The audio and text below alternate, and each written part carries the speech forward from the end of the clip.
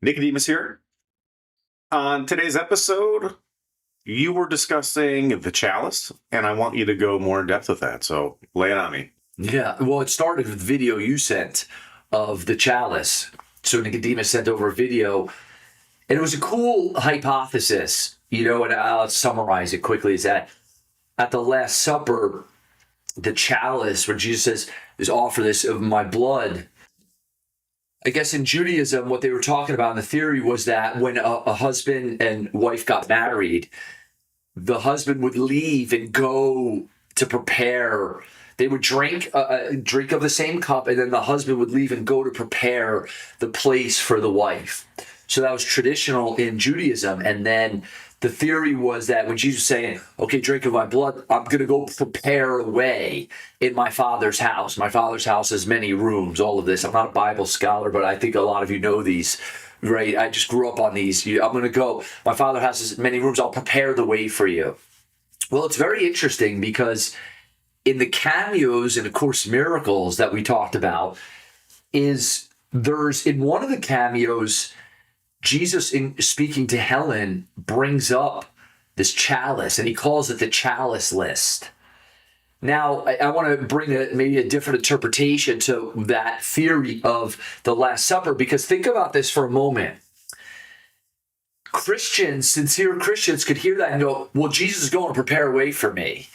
If you don't believe in Jesus, you're screwed. I mean, I'm using my own language. I think you understand what I mean. And now you see how we can use even that story of the chalice and preparing the way and drinking of the chalice for specialness, for judgment, for separation. You see how subtle the ego can be. So I'd like to add an additional way of seeing this, which Jesus gives us some idea around this and speaking to Helen in one of the cameos. And he talks, so Helen now really doesn't like one of Bill's friends. He really dislikes him. So Jesus is talking to Helen of, you need to offer the chalice to him, and talked about a chalice list. And don't we all have a chalice list of people in our life that you need to offer the chalice? It's really the chalice of forgiveness. Because in some later cameos, some of the cameos are titled this, and in some of Jesus' communication to Helen about her relationship with Bill also is that he would say, you don't realize how much you hate each other. And I think that there's something, we don't realize the depth of attack that we have in our minds for each other, for the world, our judgments. So this chalice is really where the forgiveness 70 times 7 comes in the Bible. Like if you know that story with Matthew and Simon, some of you that like to watch The Chosen, it's about forgiving 70 times 7, really infinite forgiveness. So in this, one of the things that Helen, in one of Bill's friends says, I feel extremely negative toward him, and I insist that he's a bad influence on Bill. And I think he's a real menace to me. Like how many of we all have people like that in our life, right? It's like, come on, I could think of a list of people in my lifetime that I've had or thought like that, right?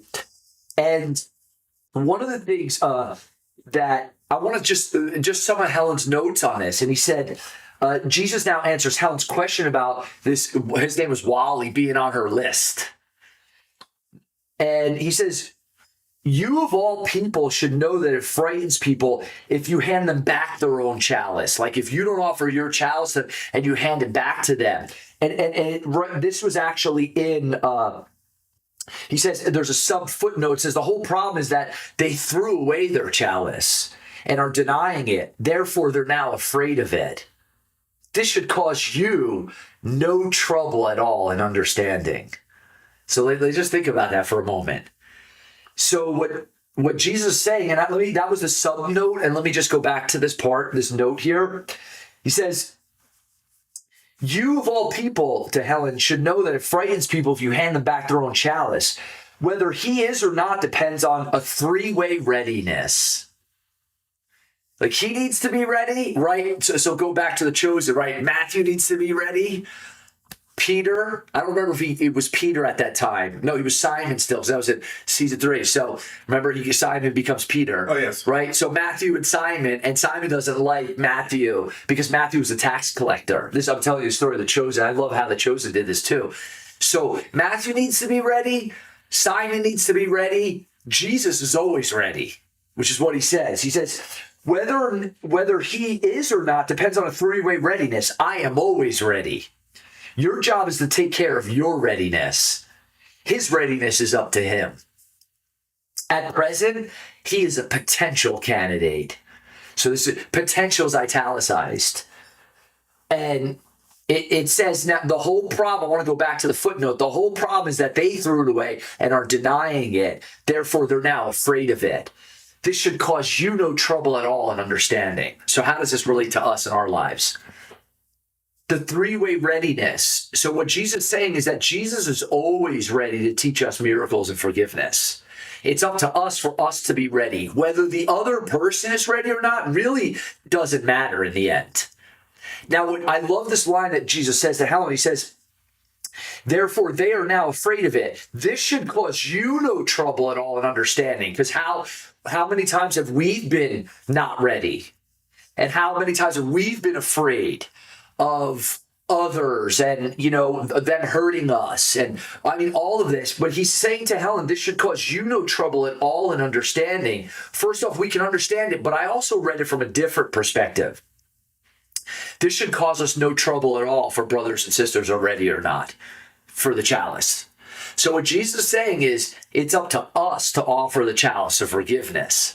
And that's really the teaching, right? Because even in the story of the Last Supper, Jesus drank of my blood, this is all symbolic, if you will. It's really about drinking of the chalice of forgiveness, which is what Jesus' whole teaching is, which is why in the Course, Jesus says forgiveness is the only path. So 3-way readiness, Jesus saying he's always ready. It's up to us for us to be ready. And whether the other person's ready or not really doesn't matter. And if they're afraid of the chalice, if they're attacking back, all of that in the end doesn't affect us at all. So that's why the teaching, that's why he says the atonement, forgiveness is the only device that doesn't have a double-edged sword that cuts us. Any other device you use in the world always has the potential to hurt you. Forgiveness is the only device that doesn't, because forgiveness ultimately wakes us up from the idea that we can even be hurt by anyone or anything in the world. That's the true meaning of the chalice.